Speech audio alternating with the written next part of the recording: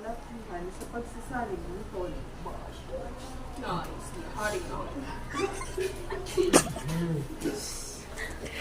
mawala.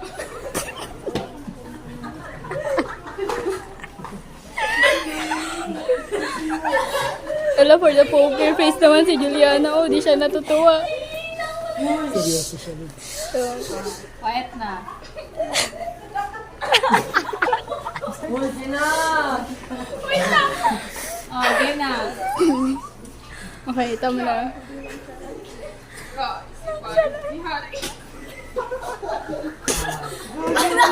Matatapos ba natin yung kwento, hindi?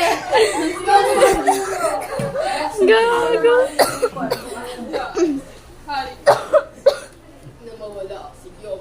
Kaya kinadema ito. Pinulong siya nito. Next. Habang ang parilala nito ay inawit ng mga lalaki sa labas ng bilangguan.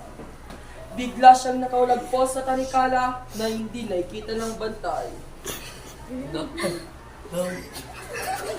Nung makita ito ng mga tao, tumigil sila sa pag-awit.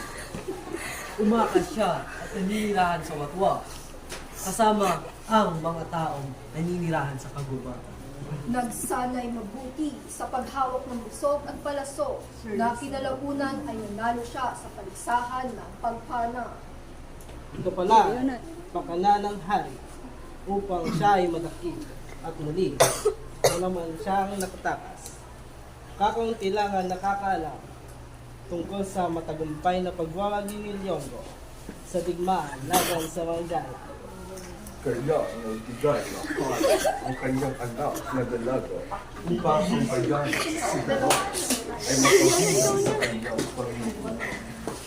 Nang lumaon si Leong Di naman ay nagsalta si nagkaanak ng Juliana. isang lalaki Oo na nga. nagtraidor at pumatay sa kanya.